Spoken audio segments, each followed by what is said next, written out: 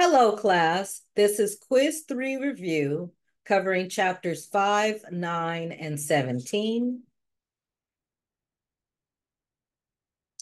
The three regions of the brain, the hypothalamus, the cerebral hemispheres, and the corpus callosum, are collectively involved in sexual differentiation. In the male brain, the hypothalamus's gonadotropin releasing hormone is estrogen sensitive, and it directs the steady production of testosterone. The two hypothalamic areas in the male brain are larger. The cerebral cortex's right hemisphere is thicker, and the corpus callosum is thinner. For the female brain, the hypothalamus's gonadotropin releasing hormones is also estrogen sensitive. And in the female brain, it influences the cyclic release of the follicle stimulating hormone and the luteinizing hormones. The two hypothalamic areas are smaller in the female brain. The cerebral cortex's right hemisphere is thinner, and the corpus callosum, which I failed to mention before, is a network of fibers responsible for communication between the hemispheres, tends to be thicker. According to current research, the belief that the female brain is significantly more symmetrical, meaning that the female brain is superior to the male brain, is unfounded. However, it is known that the hippocampus, which is responsible for learning and memory, is larger in females.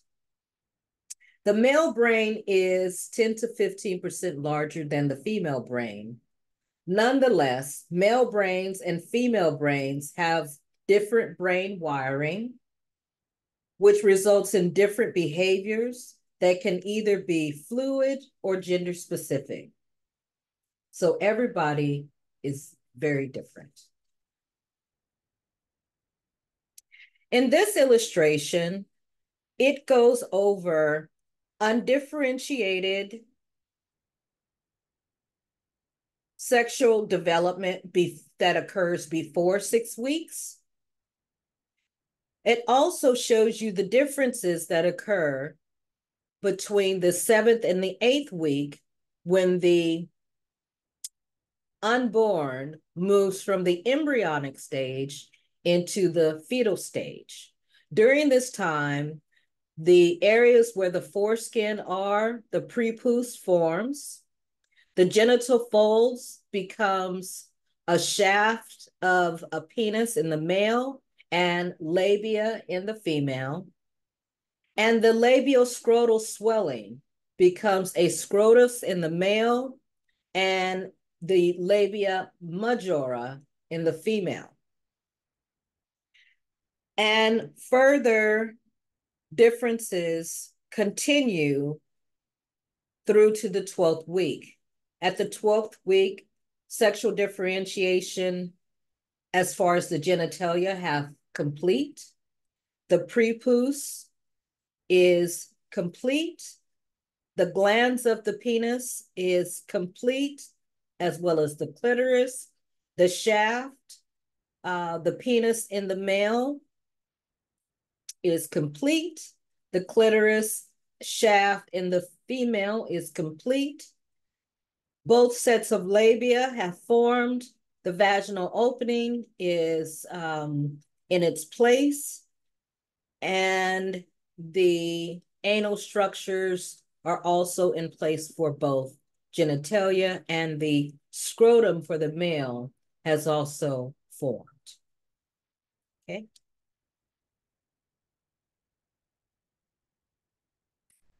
Moving to the next question, our biological maleness or femaleness describes our sex. This would include, or also I should mention here, that our gonadal sex, which are our ovaries and testes, and our hormonal sex, which are the ovaries producing estrogens and progesterone, and the testes producing androgens in the male. The psychosocial and sociocultural characteristics associated with our sex describes gender. Our psychological gender perception is our gender identity. The following characteristics and symptoms: a short stature, broad chest, low hairline, low set ears, increased weight or obesity, small fingers, webbed neck, ear infections or loss of hearing, poor breast development, and a shoehorn shaped kidney describes Turner syndrome. In addition to these characteristics, I want you to be aware that the chromosomal makeup of someone with Turner's would be XO, so it would be female with a missing second hormone. The chromosomal makeup of a female is XX, and a male is XY. The female only carries the X chromosome. Therefore, the male who holds both X and Y determine the sex of the offspring. I'm talking about sex chromosomes. Remember, there are 23 pairs of human chromosomes, 22 of which are autosomes, and only one pair make up sex chromosomes. These babies are usually identified as male, as XY, by medical tests. The prenatal female may be exposed to excessive androgens that are produced by her adrenal glands, which masculinize the external genitalia.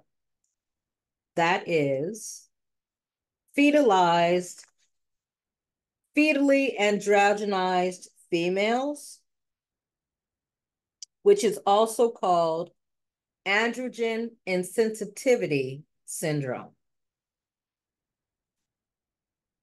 This condition is physically described as underdeveloped external genitalia, undescended testicles, a small or absent prostate, and this person is typically infertile. I'm talking about dihydrotestosterone, or DHT for short, deficient males. DHT deficient males, or dihydrotestosterone, is also termed 5-alpha reductase deficiency. In severe cases, the prepubescent genitalia may appear feminized. However, at puberty, the sex hormones masculinize the genitalia, making them fully functional. As babies, they would have weak muscles and reduced strength. Around age 4, they will be taller and have less muscle coordination and control. As they enter puberty, they don't make as much testosterone as other boys, and this causes them to be taller, to be less muscular, have less facial hair, and larger breasts. As adults, they don't differ much from other males, besides the fact that they are more likely to have health problems such as autoimmune disorders, breast cancer, vein diseases, osteoporosis, and tooth decay. All males with blank make little or no sperm, which makes them infertile. We are talking about Klinefelter syndrome. 1 in 2,000 live births result in Klinefelter syndromes. And the chromosomal makeup of someone with Klinefelters typically will be XXY. However, they also may have XXYY or XXXXY, a series of 4 X's and a Y. Lisa Diamond describes the variability in same-sex and other sex attraction and involvement at different times and different situations throughout the lifespan as sexual fluidity. This term describes individuals who are sexually, emotionally, and socially attracted to other same-sex loving individuals. This describes homosexuality. This term also includes social and political concerns related to that person's homosexual orientation. This idea assumes that young people are seduced and turned from their sexual orientation by other homosexual people. That is the seduction theory. This behavior during childhood is related to adult same-gender sexual orientation for both males and females. That's gender nonconformity.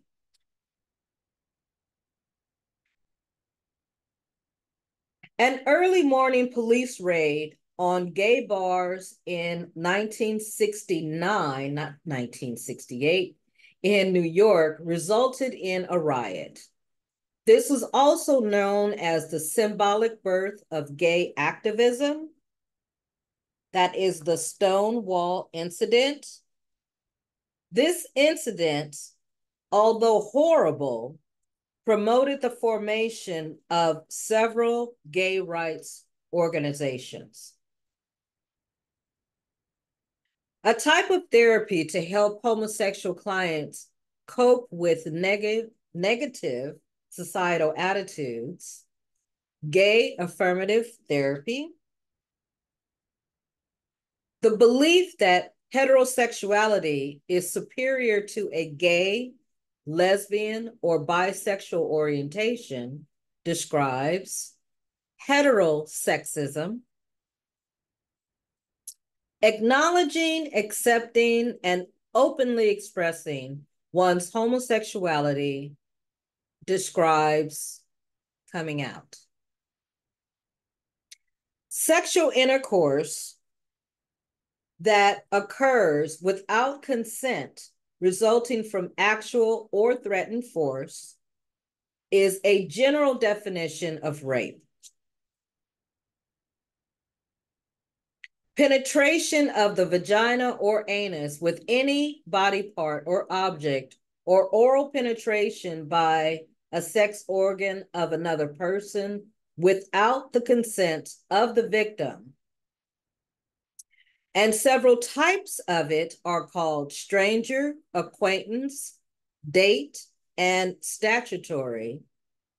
Describes rape, and this is the FBI definition. It is the FBI definition, not your book's general definition that I want you to remember for your quiz. Okay. Some false beliefs about rape that I'll leave with you before we move beyond this slide is that women can't be raped if they don't want to be. Women say no when they really mean yes. Many women cry rape. All women want to be raped. Rapists are obviously mentally ill. Male sex drive is so high that men cannot control their sexual urges. Again, these are false beliefs about rape.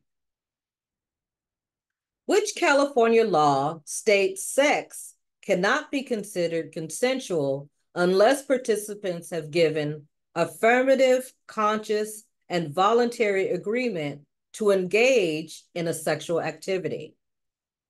That would be the California Penal Code 261.5. Other conditions include if one of the participants is asleep, unconscious, or incapacitated due to alcohol, drug, or medication. These offenders tend to have narcissistic personality traits and an exaggerated sense of self-importance. I'm talking about rapists. Some of the characteristics of rapists, other characteristics, tend to be a proclivity towards violence. They tend to embrace dominance, have anger towards women. Alcohol may be a contributing factor, and they tend to be self-centered and less sensitive than the general population. Unwelcomed sexual advances, requests for sexual favors, and other verbal or physical conduct of a sexual nature in the workplace or academic setting, and it's prohibited by Title 8 of the 1964 Civil Rights Act. We are talking about sexual harassment. There are two types of sexual harassment. One is verbal and the other is physical. For your own knowledge, you should learn about quid pro quo as well as hostile or offensive work environments or school environments for your own protection. These individuals can be most helpful by listening to a rape survivor. Those are allies or partners. Sexual contact with a relative, that describes incest. Brother, sister, and first cousin, incest is most common. The father-daughter incest is reported more, however, but it was also associated with having a greater negative impact on that person. Sexual contact with a non-relative, we're talking about pedophilia or molestation. Memories of a trauma that are repressed initially and then remembered by a victim years later are recovered memories. Recovered memories is a legal argument that it's suggested that it is planted in suggestible or vulnerable clients by their therapists. So it tends to be controversial Many people cannot recover memories, and that is a symptom of the tragedy itself. These criminals can legally own or sell computer-generated images of children engaged in sex, provided that no actual children are shown or composited into a sex scene. We're talking about pedophiles in cyberspace or on the internet.